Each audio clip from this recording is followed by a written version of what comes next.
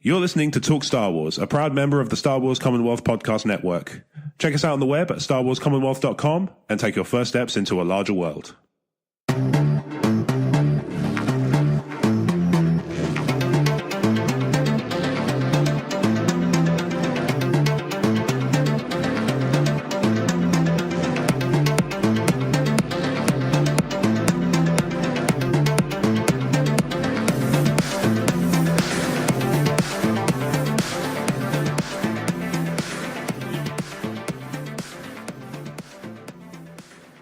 Hello there, and welcome back to Talk Star Wars, episode 167.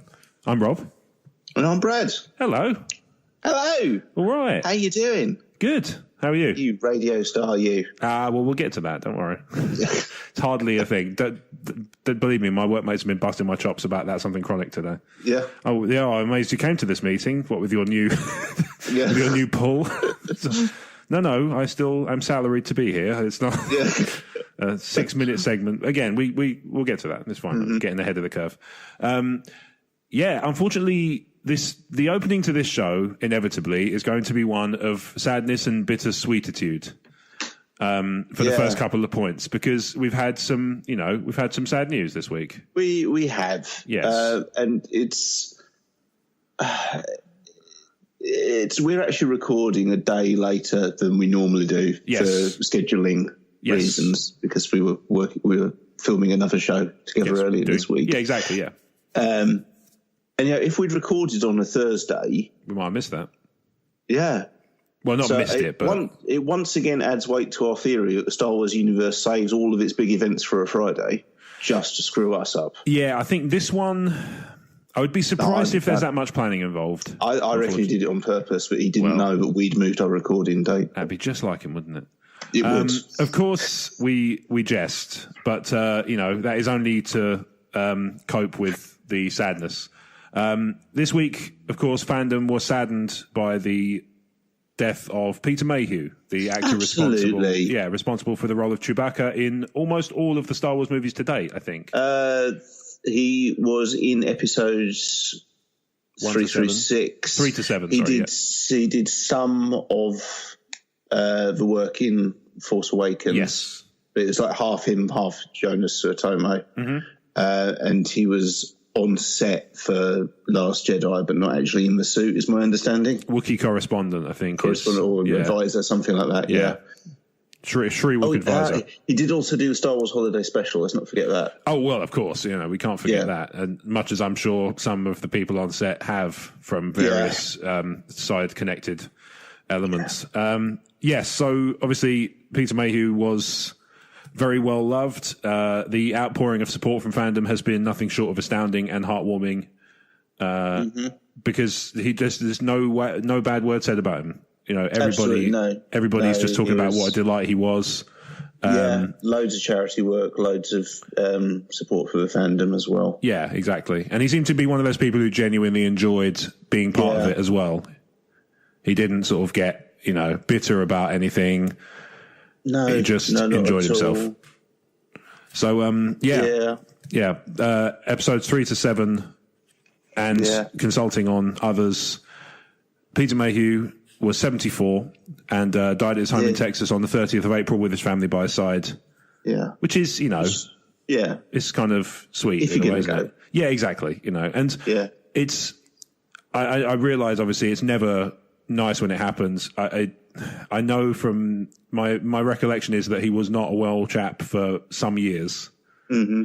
So, while it's of course a surprise that it happened yesterday at the time of recording, it's it's hardly surprising. And when you're 7'2", to get to 74 is pretty impressive. Mm-hmm. Because, the taller of us... There are health problems associated. Yeah, exactly. Yeah. And, I'm sure, he was perhaps afflicted by this stuff. I'm not sort of so familiar on this. So in the kind of spirit of the fact that everybody is kind of keeping his memory alive with all these wonderful, heartwarming stories, what's your favourite Chewbacca moment? In a weird way, it might have been today. Okay. Because... I thought I was okay. When Carrie Fisher died, I was absolutely heartbroken. I just burst into tears when I found out she'd died. I was having a hard time in life in general anyway, but with Carrie, there was that's happened. Oh, it looks like she's going to be okay, and then she wasn't, and I just completely broke.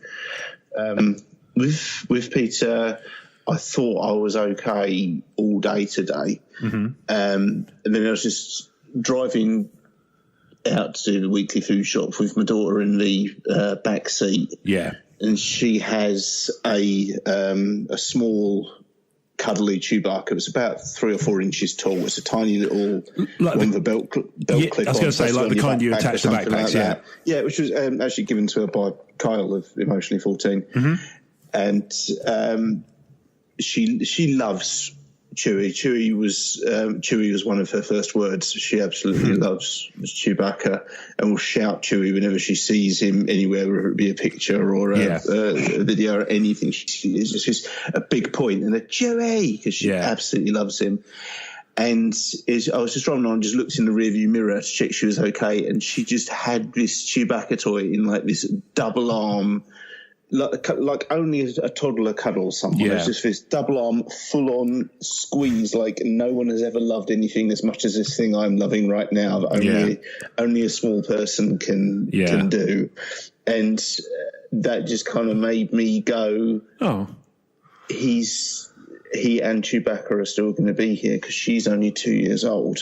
Yeah, and she's got all this time with Chewie still to go, and he made this wonderful, wonderful thing that she's going to enjoy forever as well." Yeah, and maybe it was just the timing of it, but that kind of idea that he's already going to echo down. So I think that might be mine. Okay, well, I like that. That's quite nice. I mean, mine is not as. I mean, mine's from Force Awakens. It's not. It's less. It feels less. I do know what you're going to say. It's a tough one to follow. Ultimately, the bit it's the one that sticks in my head. It's when he's being examined by the nurse. Oh my. Yeah. God. Oh. He's got so many great moments in that movie. It's just it's like the shoulder shrug and the kind of, well, you know. I suppose. I do what I can. I do what I must. But yeah, he just, so the physical stuff he could do within the suit was just nothing short of superb. You know, there are actors, I think, who have their kind of full range of facial expressions and gestures and everything available who don't convey as much as he was able to, despite the layers of fur and, you know, what must have been an incredibly uncomfortable suits at times. You know, think about when they're filming in Tatooine. Oh, where's that? Tunisia, isn't it? Yeah, Tunisia. Yeah, that's not known for its Arctic regions. Well, it's not known for its air conditioning. No, that's very, very true. He was probably all set on Hoth, though. Yeah, he's free for all. Really, you're cold. Yeah. Well, that's a wonderful bit, but that's kind of more about Han's delivery than Chewbacca's. Yeah. Oh man, even in the trailer, seeing him and Han coming back onto the Falcon, that was something. Yeah, this is true. But yeah, that my one would be the. You must be so brave. And it's like, I think part of the reason I like it is because she almost sounds like she's humoring him. Yeah. And he's just completely really into it. Scene. Yeah. He's just completely into it. He's like, I know, I'm pretty good. Yeah. But that would be my pick. So, Peter Mayhew, 74. Yeah. Rest in peace. Rest well. Luminous beings are we, not this crude matter. And to keep the tone light and cheery, we have bittersweet news from the Star Wars Commonwealth. That's the opposite of what you said. I know. This week we are sadly, on the one hand, saying goodbye to the Tatooine Sons podcast. On the other hand, we are wishing them well as they move on to new adventures in the Making Star Wars network. So they announced this on May the 4th. Why I'm not sure why they chose that date. I'm guessing, maybe it's just like a scheduling thing. Oh, being British, you say 4th of May, so the pun doesn't work. Yeah, well, this is true. However, Talk Star Wars and, of course, the Commonwealth in general wish David, Samuel, and Nate all the best, and we will watch their careers with great interest. Yeah. So let's talk about something cheerful, shall we? Okay, I'll get my gun. There was a radio show, and I went on it.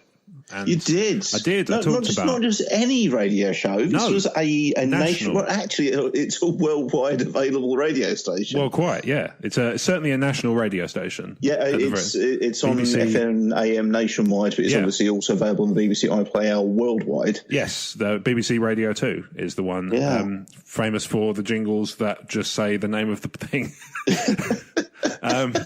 I mean, to be fair, it's quite a lot of jingles, to be fair. I don't know. That sentence got away from me. I think you're throwing stones. We haven't even got a jingle. Well, there we go. Maybe we need one. I'll get Blake on it. All right, cool. So, I had an email last week, sort of late last week, from the producer of the OJ Borg show, and asking if I wanted to come on in the spirit of May the 4th and try and stump OJ Borg with questions about Rogue One. Well, Rogue One was my choice in the end. Because originally the discussion was Star Wars, but much like we were having a discussion off mic about the mastermind researchers and how granular they have to be, very much being situational. And so it was decided I should probably also zero in on some element of Star Wars because it's quite a broad church. It is, yes. Yeah. So I did my due diligence, made sure it wasn't a wind-up. And once I'd satisfied to my level of required satisfaction that it was a real thing that was actually being offered, I was all too happy to take it on. So I appeared at about half midnight on Thursday night going into Friday. There is, if you go to the Talk Star Wars Twitter, there is a link to it from the day after, to the day we're recording. And it was a jolly nice time. OJ is very clearly a fan because not just how he spoke about it on the air, but how he spoke about it with me briefly off air. He is clearly a fan of that film. Very enthusiastic about it and very enthusiastic about Star Wars in general. In fact, good to hear. Yeah, in fact, he went on Celebrity Mastermind with the specialist subject of Star Wars dressed as Princess Leia. Okay. What I didn't clarify, which is something I should probably look into, although I am sort of afraid to because of what I'm about to clarify, is which outfit. Because it's the most, arguably the two most iconic are the New Hope with the sort of cinnamon bun side tails and the, Hut Slayer gold bikini. I mean, I'm not going to say he can't pull either off. I don't really know. He seems like he might be able. I mean, he might be able to. Who knows? Ultimately, and I'm not going to. Who cares? I'm not going to. Yeah, I'm not going to tell him he can't. There's no reason to say he can't give it a go if he feels so inclined. Could have been Leia's outfit from Revenge of the Sith, for all we know. Could well, that would be something, wouldn't it? Just a towel. Just a towel. So I had a jolly nice time, and they looked after me very well in my brief appearance, and I was able to obviously talk Star Wars and also give the Commonwealth a little plug as well, which is lovely. Yeah. So, if people want to hear that, then it's available on the BBC Sounds page under the 3rd of May's OJ Borg show, about half an hour in. Yeah. Yep. So there you go. So that was a fun little thing, and we move on with our show as normal. And obviously, if OJ if you're listening to us as a result of that show, hello there. Yeah. So we see you. Our first message this week is from the returning Vesuvi, who has now been able to shake off whatever was ailing her and is now back to fighting fitness, and she has written in. So Vesuvi writes, "Thanks, Rob. Thanks, Brad. You're welcome, Vesuvi. Thanks, Biting Cat. You're welcome, Vesuvi. Since you were curious about the 8-layer cake, I've attached an image. I realise that's not much help to the listeners. I've sent that to you, Brad. Yeah, it's... Wow. Yeah. That's quite nice. It does look rather nice. I'm hungry now. It was a childhood favourite of my dear friend who passed away last year. He always wanted me to try it. Now I have. It was delicious. Okay. The highlight of my week has been helping... Story in 3 acts. Yeah, absolutely. The highlight of my week has been helping a friend who I've been creatively collaborating with for 32 years on some song lyrics. A parody concerning bacterial diseases. I rhymed to delight us with urethritis. Felt rather pleased with myself on that one. Yeah. As you should. That's a deep cut, if you'll pardon the expression. Sounds like Monty Python's medical love song. Yeah, kind of. This week I've heard several podcasters discuss the Polish translation of The Rise of Skywalker. Whoa. How many podcasts do you listen to? I thought we were special this evening. Well, it might not be Star Wars ones. It might just be people who just happen to bring it up. I'll allow. I don't know. So I have literally no control over the situation. No, sure. Discuss the Polish translation of The Rise of Skywalker. Mm-hmm. So I apologise to any Polish listeners if I butcher this pronunciation. Do it in a kind of Swedish chef accent, then you're definitely doing it wrong. Well, sure, but the word odrodzenie, which is used for rise, is translated mostly as the rebirth of, but also as revival and regeneration. I checked numerous online translators.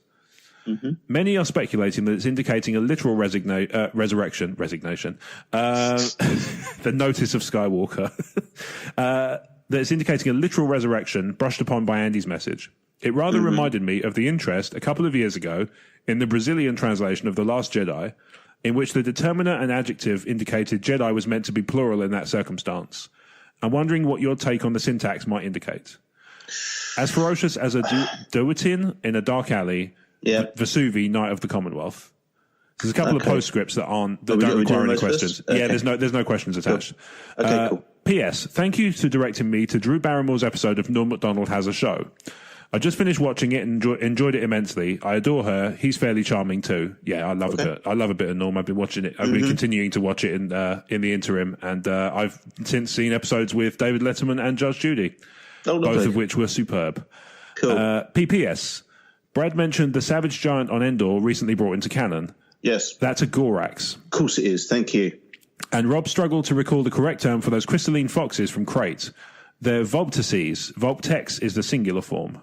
She's like a walking Wikipedia. She's fantastic. She's so good at this stuff. I think I don't know whether she's a walking Wikipedia or just a really efficient Wikipedia user. Yeah. They often say like... More efficient than us on air, apparently. Oh, for sure, yeah. Without question.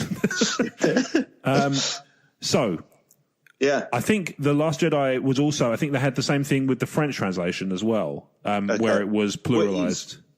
It's ambiguous in English, isn't it? But as soon as it was revealed, I was seeing people saying, "Oh, do you think it's supposed to be plural?" Yeah, exactly. But if it was more blatant in other languages, yes. I guess that is something the studios work with. If you were translating and say, "Wait, is this supposed to be plural or not?" Then that's got to be codified. So there probably is something in it. Mm-hmm. I would point out that there wasn't anything in the Chinese title backstroke of the West, though. So, pinch of salt. Sure. I would. Do you know what? It's fine. Never mind.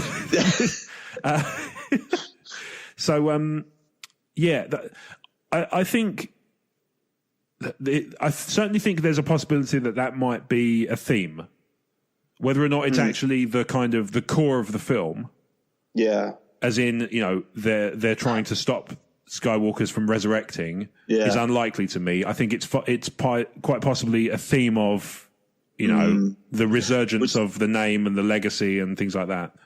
Just because the word isn't actually is supposed to be rebirth or revival or regeneration, that doesn't mean that it's to be used literally in that context. Sure.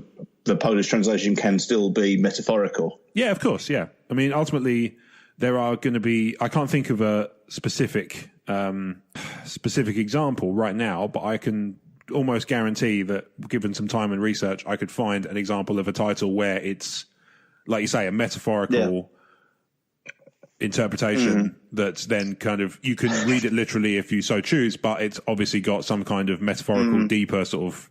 Although with that said, all the other Star Wars titles are pretty on the nose. Well, the other Star Wars ones are, sure, but I'm talking kind of more broadly. Mm-hmm. Okay. But yeah, I definitely think there's something to it. Mm-hmm. I definitely think it's entirely plausible that there may be a theme of revival. Like I say, my thing would be, my interpretation, my sort of sense of it would be that it would probably be limited to the legacy of Skywalker rather than the specific bloodline itself. I still maintain, I really do think that the limit to the bloodline we're going to see is still going to be Kylo. I think that's going to be the Skywalker bloodline kind of represented in corporeal. I am still with you. I'm not saying I'm putting. I wouldn't put money down on it. That's fine. But I would still not be surprised if it turns out Rey's a Skywalker. Yeah, it wouldn't shock me completely. I still am not keen on the notion for reasons we've kind of discussed on there a few times. It would depend how they did it to me. Yeah, I think it would have to be spectacular for me to let it drop. But I think it's certainly within the realms of possibility. I can't deny that because it would just be silly. Yeah. So Vesuvi, thank you very much for sending us that and forcing me to speak Polish. So always a pleasure. I see what you mean about you're definitely wrong, but it's good that kind of it's like, yeah, I am wrong, but at the same time, I'm not trying to be right. I knew I was going to be. Yeah, I'm not trying to be right. That is just a thing that is happening. Yeah. I see what you mean. I can certainly see the appeal. Yeah, if you're going to be wrong, be bloody wrong. Indeed. So our next message comes from Mark, the Bantam Menace. Okay. And Mark writes, "Hello, gents. Hope you're both well. Thanks again for the great podcasts. To answer one of the questions from last week's show, my favourite monster is a Wampa. I remember being shocked as a kid when I first saw it, and I think that's one of the few special edition changes which added value as we got to see more of it." Yeah. I agree completely. Yeah, I couldn't disagree more. I couldn't agree more. Go back and watch the original. It is balls. It's not good. You don't see any. It's just, and it's not even. It's not like Scott's Alien, which is you don't see much of the alien, and that's effective. Yeah, it's. We're not showing you much of this because it's obviously a bit nan. It's not a good suit. Yeah, the special edition change. Yeah, I know the special editions changes can be controversial, but I stand fully behind the change made for Wampa and Empire. It's so much better. Yeah, I totally concur. I think it's an infinitely positive change. Yeah, I really think any other interpretation of that is misguided at best. Yes. Yeah. Worst is the Raftar. Just rubbish. I agree. It's it's a very. I remember chatting with Omer from Emotionally 14 because when the film came out, all our friends were talking about Force Awakens, and he said there was something about the Raftars felt quite prequely, and ever since he said that, I've been like, yeah, there is. I can't quite tell you what it is. But there's something quite prequel feeling about Raftars. And that's not knocking prequels because I like the prequels. But it jars. It jars because the rest of Force Awakens was almost trying to ignore the prequels. Yeah. As seemed to be Disney's mandate at the time. Sure. But coupled with that, I don't think the CG is all that on them either. No, it is a bit ropey. It's a bit almost like it's from sort of 1999 to 2005, which might contribute to the problem. Entirely possible, yeah. Yeah, I don't think the CG's on it, and they're just kind of play the Bill Shoggoths, really, aren't they? Yeah, that's a good word for it, to be honest. Weird. Never thought I'd combine those two, but here we are. Well, quite, but I'm glad you did because it's articulated my feelings quite nicely on the matter. Okay, cool. So. I also like Porgs. Cool. Currently building a big Lego one. I think the Lego one is horrifying. Sorry, I just enjoyed the way you delivered that particular sentence. It's horrible. I think it's horrifying. It's just got this streaming open mouth. It's like Clive Barker's Porg. It's horrible. You'd watch that though. Be fair. Well, yeah, I guess. Yeah, I think it's fair to say, but yeah, I can sort of picture what you mean, and yes, agreed. It's terrifying. Yeah, I couldn't agree more in many ways. It's rough. It's rough. It really is. Next is the Massive Falcon. I'm assuming he means Millennium Falcon. I'm hoping he means Millennium Falcon, or he's written into the wrong podcast. He could just be building a massive Falcon. Doesn't even say Lego. It could be a mechanical Falcon he's just building. Let us know. Quick question. If you could have one force power from this selection, what would it be? Okay. Force choke. Oh, yeah. Mind control. Mm-hmm. Force lightning. Force grab. Force push. Force vision. and force speed. There are many more force powers, but I think this list covers the major ones we have seen. I think I would like mind control. Wouldn't have to go to work, and people could pay me for watching Star Wars. I feel like Force Lightning would achieve the same result. Certainly, once word got around. Incidentally, off air, Brad has just sent me the picture of the Lego Porg, and I will not sleep tonight now. It's horrible, isn't it? It's, yeah. The thing about Porgs, I think Lego haven't got across. Yeah. Is they're meant to be fluffy and cuddly. And curvy. It's part of the problem, I think. Yeah. And, let's be fair. Lego makes some fantastic products. But Contours, not so much. They're mainly known for square, straight lines objects, Yeah. It's like trying to do the Venus de Milo on an Etch-a-Sketch, isn't it? A touch. Yeah. It's unfortunate that I'm sleeping by myself this evening. I say sleeping. I won't sleep because of that book. Well, just put on Event Horizon to cancel it out. You'd be fine. Do you know, I haven't watched that in ages. Maybe I should anyway. Yeah. And eat some cheese. we need to do a commentary track for that at some point. Maybe not so much for TSW. I think everyone listening to the show would dig Event Horizon. I'd like to believe it. I mean, the family-friendly audience, maybe not so much. It's got at least one actor who's been in Star Wars. Sure. Give it a few. I mean, we can give it a few years and see. Yeah. Come on, Sam Neill, you'd be amazing. I think so. I think it's fair to say. You would go on Beliebeless in my head. Yeah, I can. That's a good cast. I can see that. Yeah. Anyway, your choice. When I used to work in an office environment, I craved the ability to use Force Choke daily. So now I'm Soul Trader, not so much. Yeah, I'm curious. So I'm curious as to what Force Choke achieves that choking somebody doesn't. I mean, you haven't got to get up. Is it the forensic evidence? It's partly that. It's partly I'm not. I'm quite a lazy person. If I can do it from my desk without having to shut down Newgrounds, that's a bonus. Gotcha. Fair. Mind control. It's just like the Jedi mind trick, isn't it? That's only effective on certain people, only really for relatively minor tasks. Yeah, it also only affects weak-minded, which I don't want to win against them. I want to win. I like to think of myself as relatively influential, so I like to win with ideas. So the idea of the Force mind trick is not something I'm so keen on. I mean, Force Lightning, I crave that one on Christmas shopping, but... Fair. Yeah. I can't really, again, I'm finding it hard to disagree with any of this so far. Force grab is a new one on me. Isn't that just like a slightly less dexterous force choke? I mean, it's a more broad church, isn't it? Like it's, Force grab. I suppose that's like the pulling the lightsaber up your ice, isn't it? I guess so, yeah. Force pull. So it's force pull in essence. Force pull grab. Yeah, that's fine. Yeah. I'm not going to get a role-playing game out. That's fair.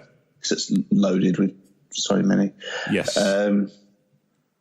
Force push, again, there have been times where that would have come in handy, and I remember it being incredibly fun in Jedi Knight on PC back in the day. Because you could just yeet stormtroopers for miles. Yes, you could. They just... Much like Force Unleashed, you could do that too. It's like they travelled at a velocity and trajectory which would not be seen in video gaming again until the advent of Angry Birds. Many ways, the spiritual precursor. Yes. Force vision. Is that like prescience? Is that like the? I think so. Yeah, the kind of the establishing dialogue isn't very effective. Kind of. Yeah, I mean, you only really get sort of a guide, don't you? You don't get a full steer. Always in motion. The future is it's supposed to be. It's in the old canon. This may be new canon as well, but in the old canon, isn't that how Darth's got their name as well? Their master would vaguely glimpse into their future and give them a fitting name. I seem to recall. Oh, that does sound like a familiar one. I think you might be right. That may have been old canon, though. Yeah, I think you might be right, though. I do seem to recall. Obviously, Vasuvi, you'll do it quicker in a week from we'll manage in 10 minutes. Yeah. I mean, you could make the justification that Palpatine kind of smirking as he's naming Anakin in Revenge of the Sith might be him doing exactly that. Yeah. I'd have to go back and check the novelization as to whether or not they called it out. even though he's kind of going, that's not even a real word. It's sort of like the Dutch, which will throw off the overly analytical. Yeah.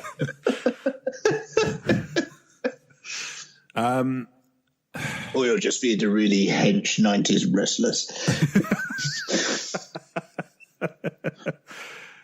It's time. Force speed.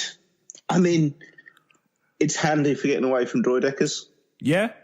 I mean, does that play into your life often? Only 3 times so far. Okay. I would say what I'd be curious to learn more about the shortfalls and the pit traps of force speed, in that how much control do I have, or do I just find myself running at a terrible speed and then stack it like Hayden Christensen in a blooper reel? That is a risk. How physical training is required to use force speed effectively? Yeah. Because I notice we see the relatively young Qui-Gon and Obi-Wan do it. Yes. Darth Sidious, not so much. Darth Sidious, not so much. This is true. Snoke, very, very, very few instances of Snoke using force speed. So yes. I'm wondering if physical fitness plays an important role in that, which pushes me back again towards Force Lightning. Force Lightning is the less stealthy of the powers. So. I mean, emphatically, right? Yeah, so it says a lot about me that I'm torn between Force Choke and Force Lightning. Yeah, I mean, that's definitely... People can definitely get a read of you from this, I would say. Yes. So, which is fine, you know. I think that's okay. My PR team is just desperately screaming Force grab at me. Your PR team is just screaming at you at this point. Yeah, that's in their job description, to be honest with you. Man. Which is more evil, Force Choke or Force Lightning? I think it's fair to say it's much of a muchness. I think it's very unlikely that either one is considered. I mean, certainly I don't get the sense that people are going, well, it was only a little lightning. Yeah. He singed him a bit. I mean, lighten up. It seems to me unlikely that that's countenanced as a serious counter to such things, you know? So, yeah, I would say there's no good answer to that. Of the two, I guess Force Lightning would probably, if I had to pick, I'd probably go Force Lightning as the slightly lesser of two evils. Only because, well, if you think about it, Force Choke only has limited applications, right? It's choking somebody until they stop breathing to a varying degree of time. Yeah. Lightning, you could just make, it could do like the old Westerns and make somebody dance. Or charge your phone. If your induction pad's broken, you could just kind of rest the phone on your hand and just go. Zhoop. Yep. Jumpstart your car. Yeah, exactly. Yeah. There's other practical applications. I think what we're saying is lightning. Force Choke is inherently evil. Lightning has some other uses, which, while probably intended to be evil, could also be manipulated for good, or at least saving time and or money. So I'm going to go with Force Lightning, I think. Okay, I'm going to pick speed. Okay. Is that because of your high levels of physical fitness?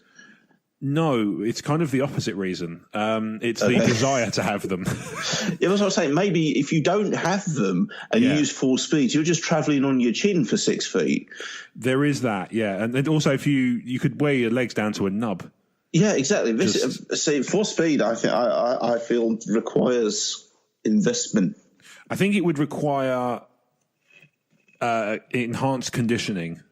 That I think is part of the Jedi's training. So I think they would kind of have to go hand in hand, wouldn't they? It's like if you could do full speed, would you go to the gym more often? I think I would. Yeah, it'd be like you've paid for a subscription. If I can do full speed, but I've got a not skip leg day, then probably make the effort, wouldn't you? I mean, to be honest, once you got good at it, you could be back and forth from the gym in a matter of minutes. Exactly. If you're talking the treadmill wouldn't be a problem. Not so much it's not obviously to the degree of somebody like the Flash. No. But you're going to be able to bypass a lot of the problems that you run into when running for a bus. Yeah.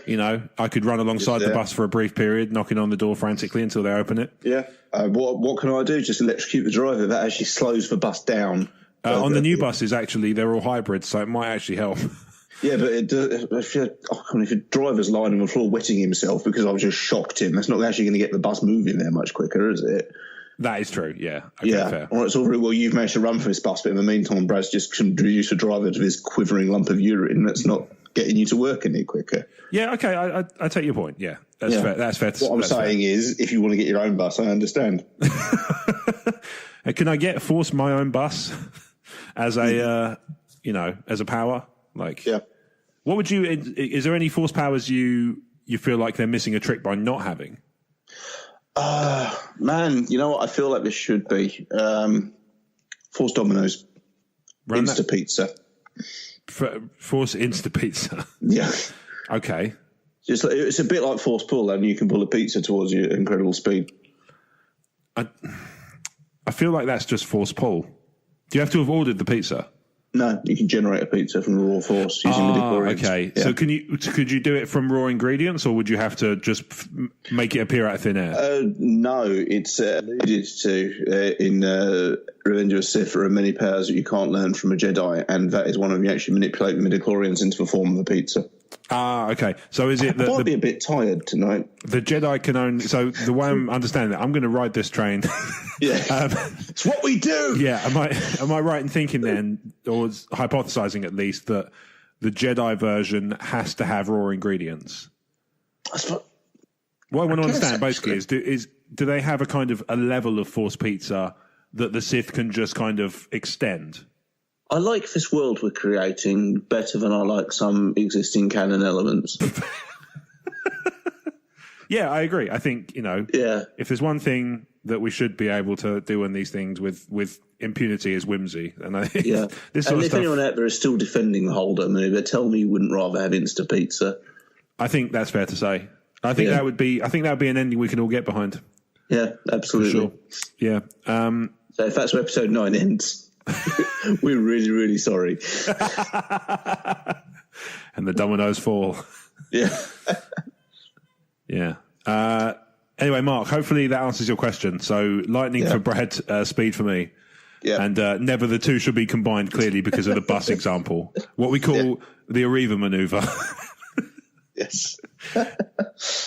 So our next one comes from Mr. Desperado. Hello, Desperado. The die-cast desperado himself. Yes. Greetings, gents. I thought I'd ask a bit of a trivia question this week. Mm-hmm. Who has been in a Star Wars movie, a Marvel movie, and a DC movie? Uh-huh. May the Force be with you, Desperado. I know who it is. Do you know who it is? I know. Well, he sent me the answer for the purposes of. I know exactly who it is, and I'm not allowed within 500 yards of that. Yeah, you've got it correct. There is actually, interestingly, so obviously for the purposes of exposition, who do you mean? Natalie Portman, who is Evie in V for Vendetta, indeed. And Jane Foster in the Marvel Universe, and Padme Amidala in the Star Wars unit. Yes, indeed. So there is actually another one, except for... Do it properly. There is another. There we go. But for the deletion of their scene. Oh, really? Tom Hardy. Oh, really? Yeah. So Tom Hardy is in a deleted scene from The Last Jedi as a stormtrooper. Yeah. Underneath one of the Stormtrooper First Order helmets. When they're smuggled themselves onto the Supremacy in Imperial uniforms, he basically, I've seen the clip of it. I haven't actually heard the dialogue, but I know roughly what it says. He basically leans in to Finn, and Finn thinks, "Oh, that's it, my cover's blown," and he just says like, "You're FN-2187." And it kind of makes an allusion to like, oh, it's kind of good to see you moving up in the world. And that's Tom Hardy underneath that Stormtrooper helmet. So so obviously that's the Star Wars one. He's in Venom, which is a Marvel movie, even though it's made by Sony. Yeah, and he is in, of course, Dark Knight Rises as Bane. So he's been in all three. So he had, but for the deletion of his scene. He is also he's still got Star. Let's break it down. Who have we got who's Star Wars and Marvel, but not necessarily DC? Samuel L. Jackson. Sam Jackson, yeah. Andy Serkis. Andy Serkis, yes. So obviously he does the trifecta with Tolkien. Yes, he's Claw in the Marvel Universe. Yep. Let me think. Who else is there? I thought there must be more than that. There's almost certainly more than that. I was trying to think of Star Wars and Marvel connections. and so far we've got Natalie Portman and Samuel Jackson. Sam Jackson. Yeah. And I just feel like there should be more. I think there are going to be. I think they are there. We just... Or have you seen Venom? No. Okay. Is it good? Yeah, there's one that's a mild spoiler, that's all. So oh, okay. I'll be I mean, to be fair, it's been out for a while. Okay, Woody Harrelson has a cameo in Venom. Oh, okay. Nice. Cletus? Yeah. Yeah, nice. Good choice. It's like George Ogle, yeah. Yeah, it's a really good choice. I'm trying to think also at the same time, are there any Star Wars and DC ones? Yeah, Star Wars DC might be Billy D. Williams. Yep. No, so if you include animated, there's obviously Mark Hamill. Oh, God, yes. Yeah. Voice actors tend to, bounce around. So Jennifer Hale's done all three. Yes. Like if you include cartoons, then there are quite a few more. Because Mark Hamill's done, obviously, Joker in DC. He's also Trickster in The Flash.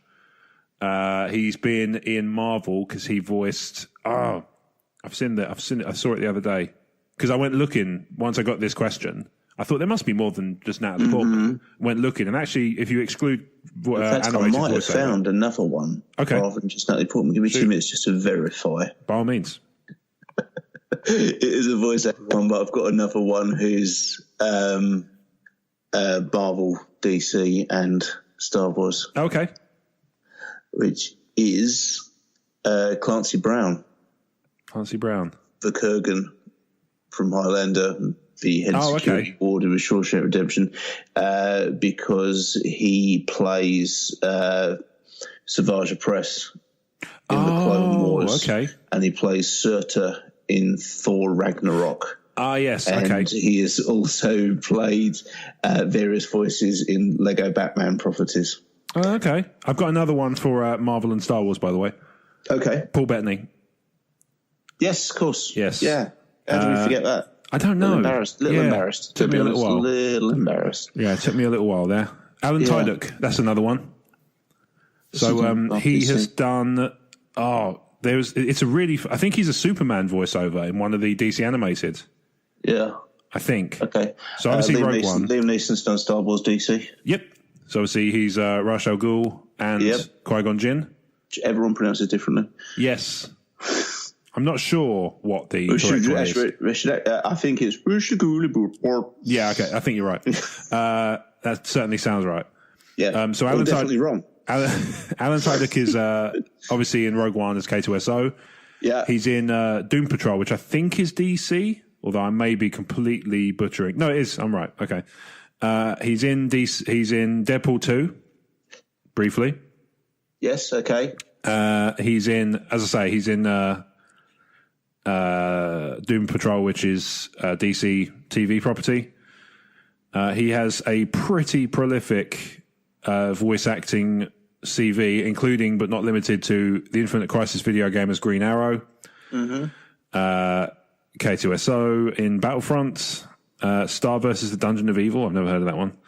I thought it was a Star Wars thing, but it's not. He's done the voice of Superman in Justice League War. Man, he's done a lot of stuff. Injustice: Gods Among Us as Green Arrow. So it's a video game again, but it's still DC. He's in the Batman: The Brave and the Bold for a couple of episodes. Not one of those series I picked up, but one of those ones that always sort of intrigued me enough. So he's turned up in quite a few things. Although it occurs to me that I don't think did I name a Marvel one in there? No, I don't believe so.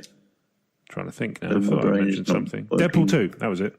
Okay, yeah. That's his one. I feel like there must be something X-Men themed. You think about how many characters are in X-Men. That I can't believe there's not one single person in an X-Men movie. Oh, I can't believe Christopher Lee hasn't done a Marvel or a DC. Yeah, I'm an idiot, of course. Oscar Isaac is in X-Men Apocalypse. Yes, of course he is. Yes. Yeah. As Apocalypse. I feel like Ian McKellen's overdue for being in Star Wars. Ian McKellen, yeah, I can see that. It would work quite nicely, actually. Yeah. Are there any more that I can think of? I think we've got a good selection for now. Yeah. I think it'll do us. Isn't Krennic in Dark Knight Rises? Yes, and Captain Marvel. Hey! So there you go. So he is in all three as well. He's only just become an all three person. Yes. Because Captain Marvel just was released, obviously, in the last couple of months. Yeah, absolutely. That works. Yeah. So there you go. There's another one. Boom. Yeah. So a few is the answer. We've got a couple. We've got a couple more. Yeah. We managed to add a couple. We have had to extend out to. Can you imagine animated. Batman Forever with actually Billy D. Williams as Two-Face? Oh, yeah, that would be. That would have elevated that movie somewhat. Yeah, it would certainly have elevated it over Tommy Lee Jones desperately trying to play the Joker when he's not. Yeah, which is a shame because he's so good in general. He's just fantastic. Really, it's a really good example of Tommy Lee Jones doing Panto, that movie. Yes, exactly. But he is up against Jim Carrey, who is the king of Panto. He is the king of Panto, and he was in peak manic energy phase. But in good, Jim Carrey is at his peak choosing good scripts phase. Yes, exactly. Nowadays, of course, mixed. Got to go fast to the bargain bin. I mean, God, it does not look. Man, it's the thing is, if anybody can, so obviously we're talking about the Sonic the Hedgehog trailer that dropped. Just a quick aside. Yeah. If anybody can rescue it and turn it into something fun, Jim Carrey, I feel, has the power. Yeah. Yes. It depends on how much they let him cut loose. Be Jim Carrey. Yeah. Because I think that could very easily become manic energy. Might be a good one by the end of the film if he's slowly getting more and more exasperated. If he's allowed to be like peak Jim Carrey, then I can see that. I was pleased to see some of the creators around the Sonic CG render respond to Twitter feedback and say, "Oh my God, we're going to change it. It's pretty clear people don't like this design, so we're going to make it better." There was a 1979 straight-to-TV movie called Captain America 2: Death Too Soon. Wow, which featured Christopher Lee. Oh, there you go. So he has technically done. I've never heard of this film. Now I'm going to hand it over to my dad to find. Fair. I feel like he'll just have to look in a cupboard. Yeah.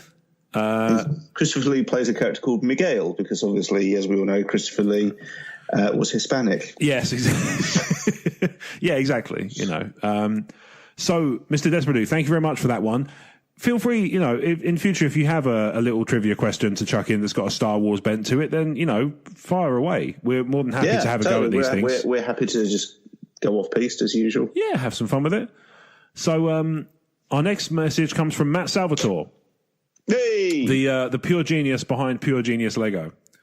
And I do not mince words when I say that he is very deserving of that title based on the Lego stop motion stuff he produces. Oh, he's so clever. So good. And such a nice guy as well. Oh, yeah. But he wrote in, so let's put the Christmas pudding away and move on to... Hi, Rob. Hi, Brad. Hi. Hello there. Hello. There is one thing that I really hate about The Last Jedi, and I want to get your thoughts on it. Just kidding. I won't make Brad talk about The Last Jedi. I will defenestrate you. My real questions for this week have to do with The Rise of Skywalker. Okay. I do agree that if the Emperor returned, it would weaken Anakin's arc and redemption. However, what if Anakin returned as well? The Rise of Skywalker could mean that Anakin is rising from the dead or some form of rebirth. Possibly. If Palpatine is living, only Anakin can destroy him due to the prophecy and his status as the Chosen One. Therefore, did Anakin ever really balance the Force in Return of the Jedi? Perhaps Kylo was referring to balancing the Force when Kylo addresses Vader in The Force Awakens and says, "I will finish what you started." So if Sheev and Anakin return, perhaps it can be for Anakin to once and for all balance the Force. Anakin could also play a Father Force type role to Rey and Kylo, much like the Mortis arc in the Clone Wars. Didn't the Father Force want Anakin to take his place in order to maintain balance? Mm-hmm. As always, I love the show and get a good laugh with each episode. May the Force be with you. Boom credits. Oh, I've got a catchphrase. That isn't "don't mansplain" to me. Well, yeah, this is true. Yeah, actually, people stopped mansplaining, I don't have to. Yeah. That's fair. That is one of the downsides of catchphrases. If they become irrelevant. Yeah. Well, having said that, people still say bazinga, right? And that's, I feel. At least that's winding up. Yeah, for sure. So So thoughts? Could the Rise of Skywalker refer to an Anakin return in some form? I mean, people have been throwing the Anakin Force Ghost thing around since before Force Awakens came out. Yes. I've always felt that a Force Ghost Anakin has been very much a possibility. I'm not against it. I think and there's precedent for it. It's a perfectly fine way to use the character, in my opinion. Yeah, I agree. And I think part of the reason the Anakin thing has never quite died, if you'll pardon the expression, is because there was concept art from Force Awakens with, I think it was Kylo interacting with a kind of half Anakin, half Vader melange of sort of Force ghosts, where he would sort of mold the angrier the tone of the conversation got, the more he'd mold into Vader. Yeah. It sounded amazing. Yeah. And if that's kind of what they end up doing and putting it into Episode 9 as, maybe as an instructor for Rey, or maybe maybe as a sort of trying to convince Kylo to sort of step away from the precipice. Yeah. I could see that working, and I could see people actually taking that quite well as a plot device. I think especially, if you think about some of the CG stuff they've done and achieved in previous both Star Wars and like Marvel stuff as well, with regards to like de-aging characters and bringing characters literally back from the dead in some cases, in like Peter Cushing's case. Yeah. I can see how they could do something really, really cool with Force Ghosts in Episode 9 using that some of that tech. Yeah, or do a blend of Sebastian Shaw and Hayden Christensen. Yeah, something like that would totally work. That kind of, mixing them up, maybe sort of blending the age, or maybe just a bit of Jar Jar. Yeah, sure, why not? That's assuming he's dead at this point, which I don't think. Yeah. I don't know that they've ever established that by then. I don't think he's ever had a death scene that I'm aware of. No, he had I think he had a mention in one of the Aftermath books. Yes, he does. Yeah. But, I wouldn't know. Because and an episode of Robot Chicken where he gets spaced. Yes, he does. This is true. I don't know how. I think they're considered kind of soft canon. Yeah. Like melted cheese levels of soft canon. Like so soft. Yeah. C for Camembert cannon. Yeah. I would love to bake some cannon. I think it's nothing sort of a great idea. Well, next time, rather than doing this next time, we'll just bake a camembert and watch Event Horizon. Sounds good. I feel like people would enjoy that show. I think so. So, I think the other thing about this as well is I could see how it would make people feel less apprehensive about the notion that like the redemption arc is undone. If it's just incomplete rather than completely undone, that's kind of more palatable. It's still going to reduce Luke's role. It might. It depends on how. Yeah, it depends on how present he is in the film. If it's just kind of one scene he's in, he's out. That I think that might work. I'm worried about if it turns out that Anakin and Sidious still have beef, then it completely reduces Luke's importance in Return of the Jedi. Surely, maybe. Unless it's kind of. I do get what you mean, but maybe in the sense that, Anakin would be quite happy to sort of ride off into the Force sunset, except for the fact that he's not done. The job's not done. Evil's not been vanquished. And maybe the role is, not so much doing it himself, but bringing Kylo back from the brink to, deliver a killing blow to a character who might embody Palpatine's essence or something like that. Yeah, okay. There's a myriad of different ways they can sort of approach it, I guess, but it's just there are certain ones I think that are going to be more likely to be palatable to fandom because it's tricky. It's tricky. We don't even know Palpatine's going to be that relevant to this film. Even Ian McDiarmid said they've kind of overplayed his significance. There's still every chance that he's going to be a recording or a holocron. I think that's more likely to be honest. Walking cameo rather than... like I said last week, people have JJ said, not only do we have to wrap up episodes 7 to 9, we have to wrap up episodes 1 to 9. Yeah.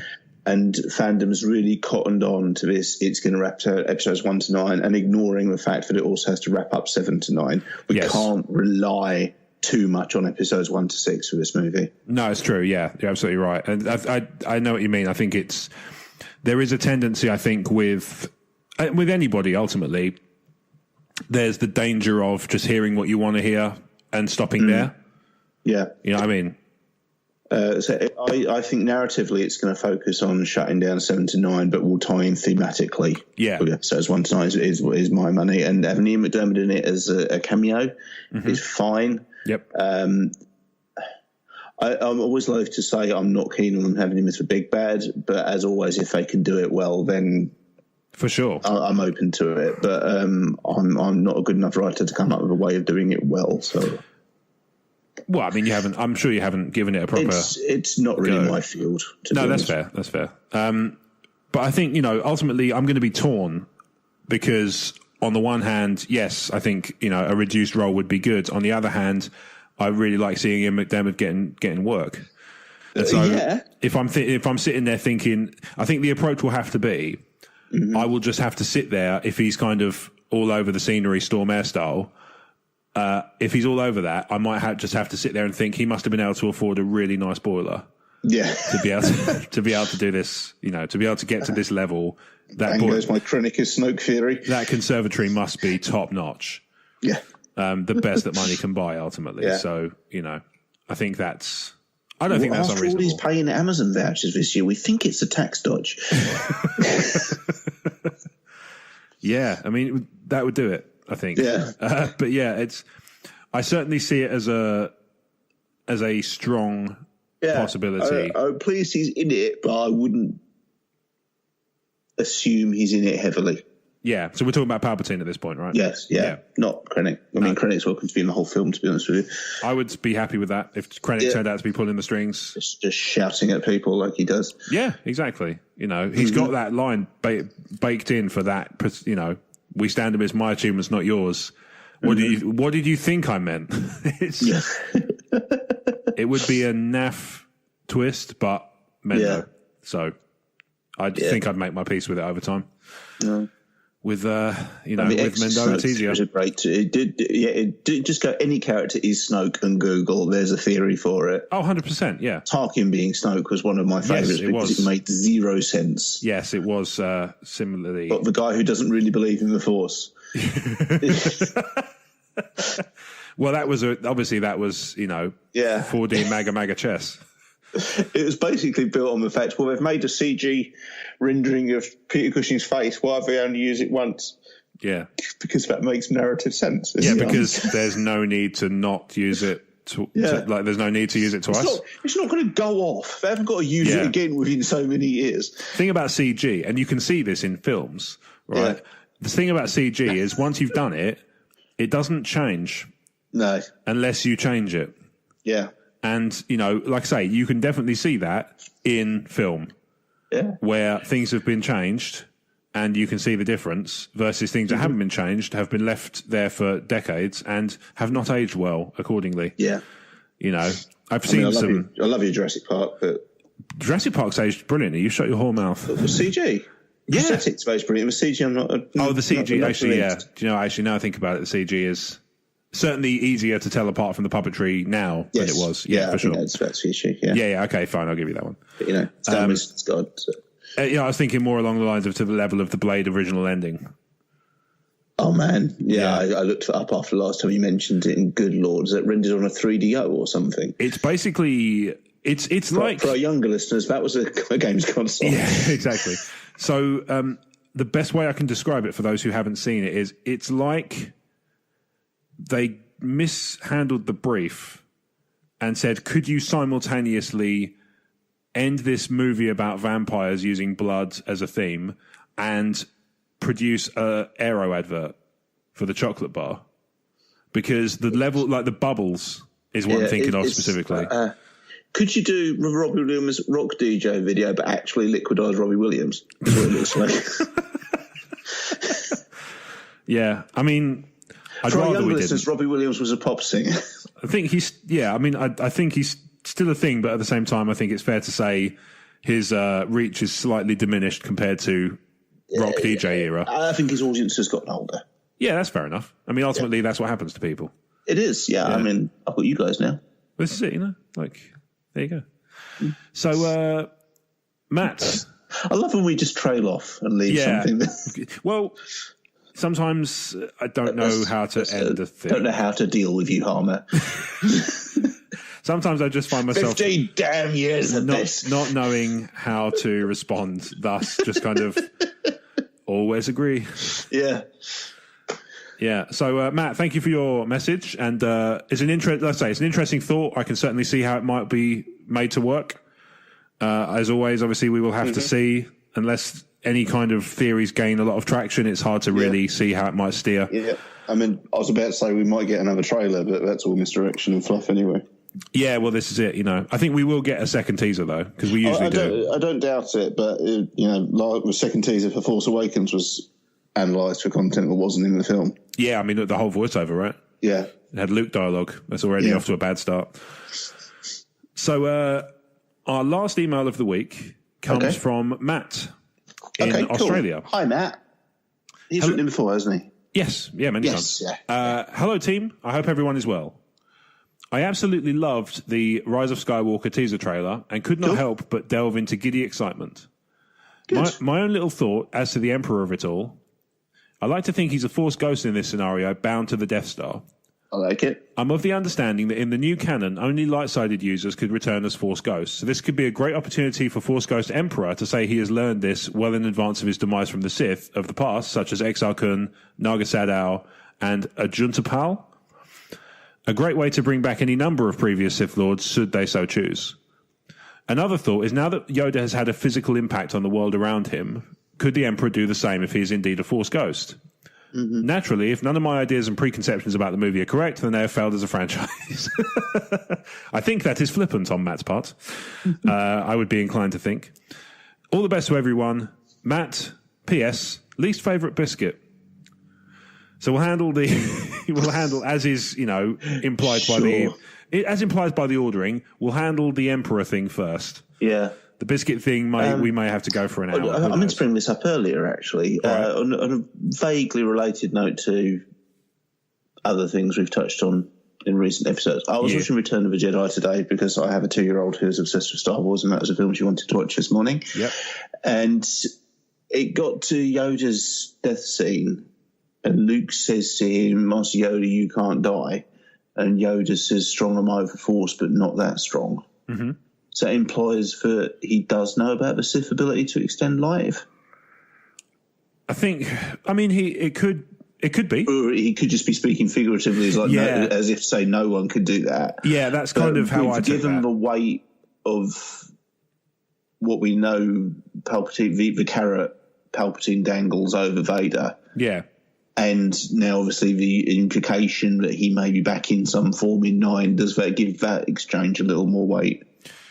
I mean, maybe. I definitely think there's a plausible kind of case for that. Just because, like you say, I mean, the fact that it's there now in the prequels and is canonized by George suggests that he is, when he opens up stuff like that, like those little kind of almost like mini Pandora's boxes. Yeah. That he just kind of dots around. It's inevitable that sort of thing could be taken, kind of interpreted that way. Yeah.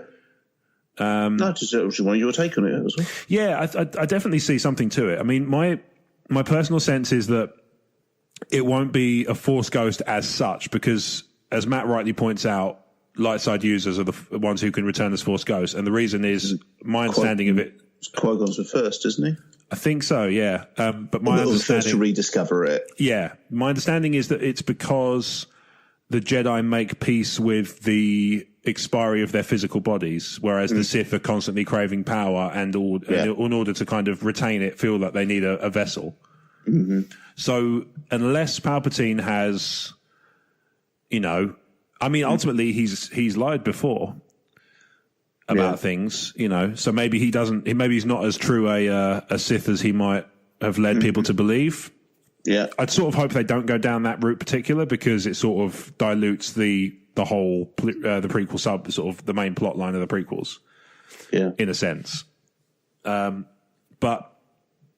I would imagine if he's going to come back in any kind of visible form, I think it's more likely to be a holocron or a MacGuffin item that's kind of imbued with his essence.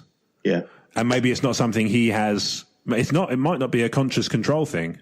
Mm-hmm. It might just be a kind of a tumultuous energy that resonates of his, that's not actually his life force so much as just a kind of a concentration of dark side energy, like the Dagobah cave.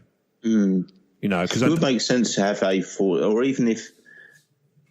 What if they go to the Death Star wreckage and it's not so much that he's a ghost, but Rey has like a flow walk like she has in Force Awakens? Maybe, yeah, that could totally work. I mean, ultimately they've done that in Force Awakens and they've set the precedent for her to then, you know, use it again. Yeah. Makes perfect sense. Mm-hmm.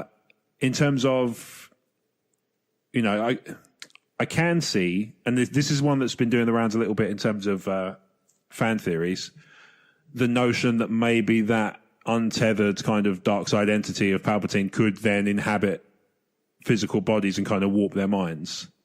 Mm-hmm. Maybe not to the degree of taking over, but to the degree of influencing thought and sort of steering people down into doing terrible acts. Mm. That sort of thing. Like a malaise almost that kind of spreads across people.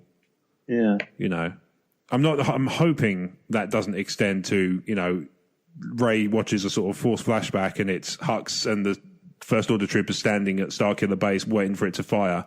Hux is giving his speech and there's just like a sort of wobbly cloud over the top with Palpatine going,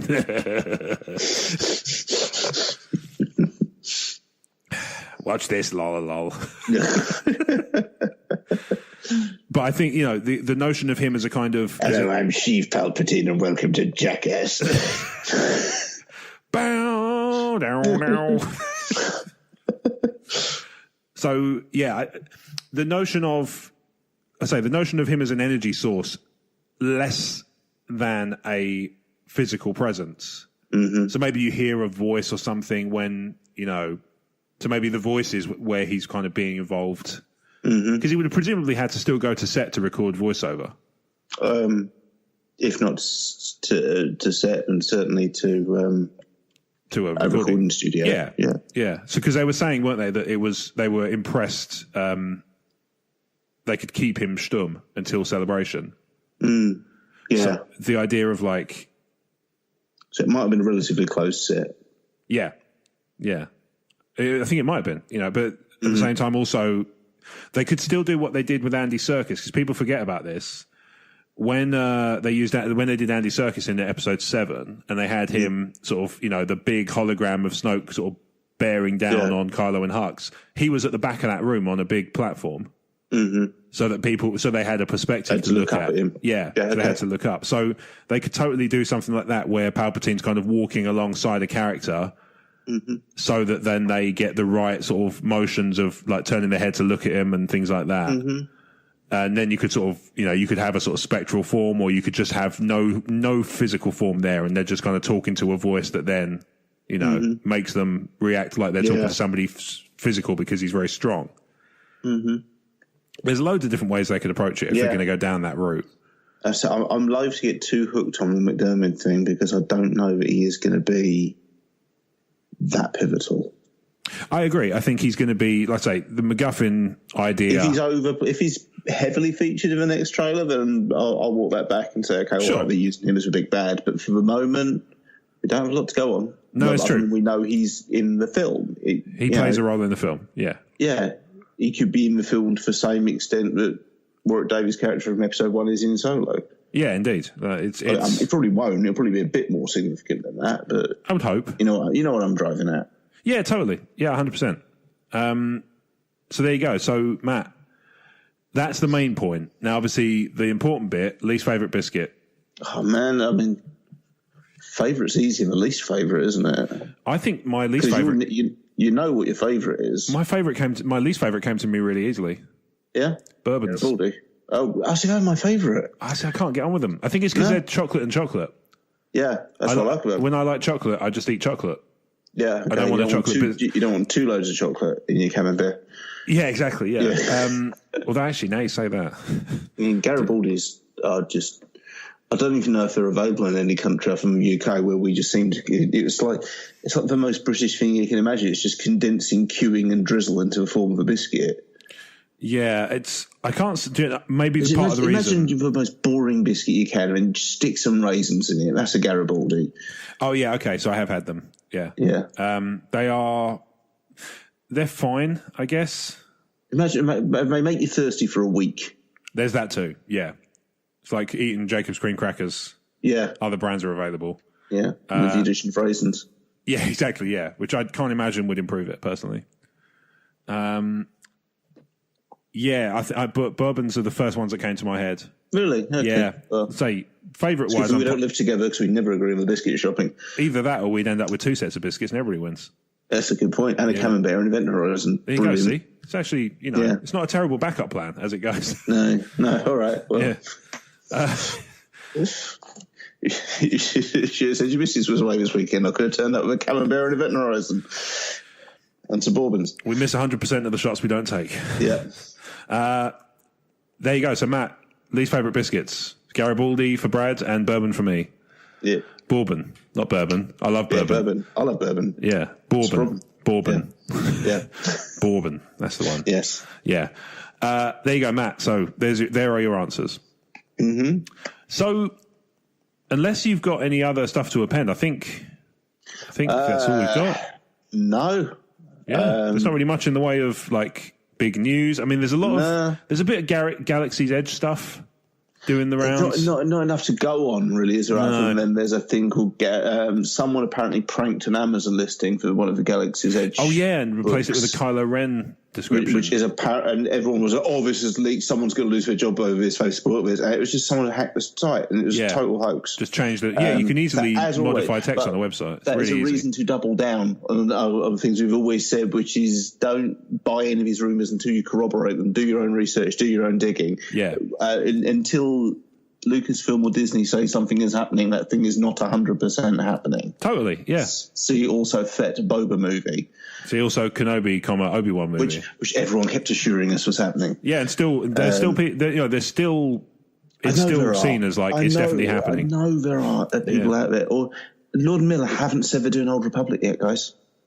I don't think Lord and Miller are.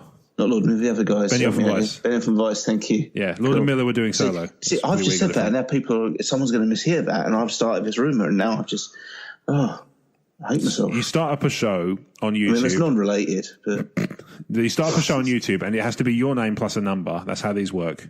And you go for like Brad 4 and just talk about stuff, and eventually a paper will pick you up and just start printing your stuff as leaks.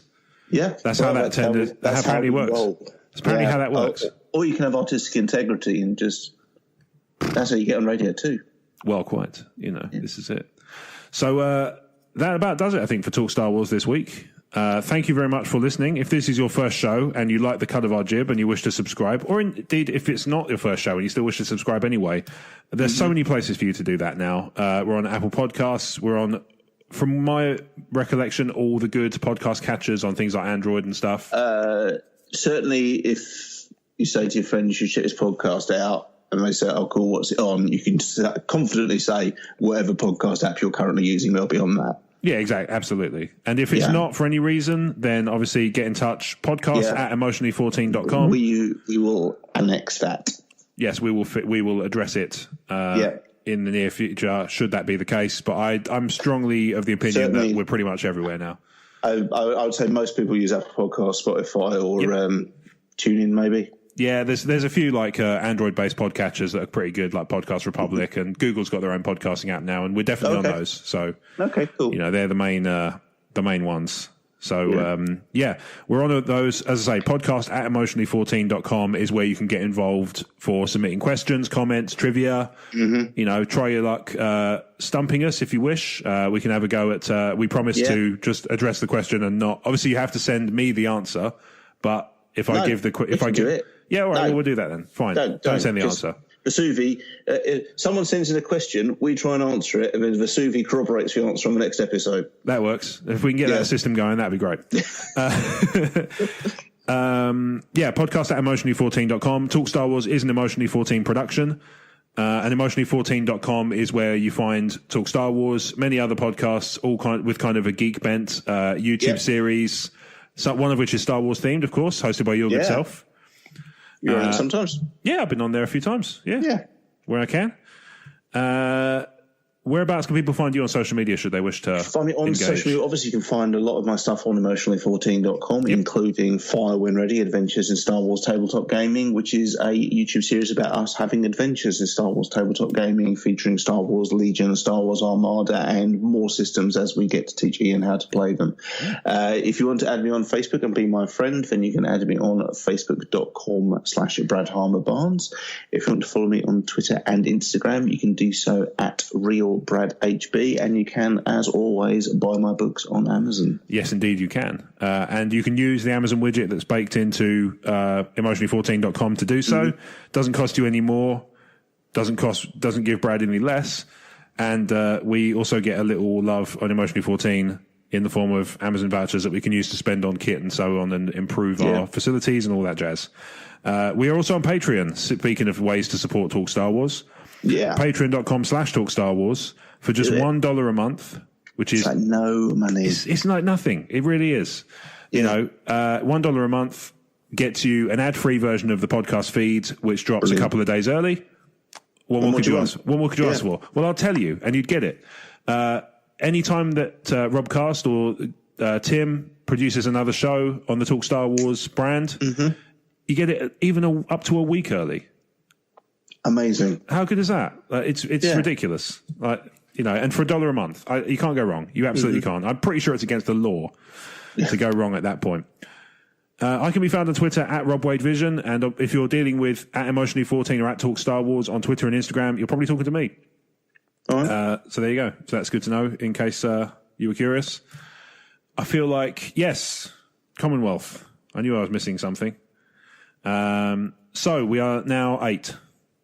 This Commonwealth network in which we find ourselves. So I'm going to, just for the sake of housekeeping and for ease, I'm keeping Tatooine Suns in my feed. I'm just moving them because I use the, for a little behind the magic, I keep the Commonwealth grouped together on my phone. So, so in addition to Talk Star Wars, you can also enjoy the fine rumblings of the Tumbling Saber, the wonderful Generation X-Wing. I do. The fantastic Nerd Room podcast. Yeah. The wonderful Rogue Squadron podcast. Yeah. The superlative San Diego Sabres radio podcast. Yeah, boy. The excellent Retro Inc. podcast. Oh, they're so retro. And the superb Sandcrawler podcast with Dan and Mike. I like that one a lot. Yes, indeed. They are... Which is unusual because it's not a part of the fandom I'm into, but they just make a really entertaining show. Yeah, totally. Couldn't agree more. And they're actually recognised as one of the top 5 shows of last week at Roku Depot as well, which is pretty cool. Oh, awesome. We got a good review out of that as well. So it's always nice. You can find all of those shows on the web at StarWarsCommonwealth.com and take your first steps into a larger world. That is it from us this week. Talk Star Wars 167. We will see you next week for episode 168. Enjoy yourselves. Be good to each other. And until next week, may the Force be with you.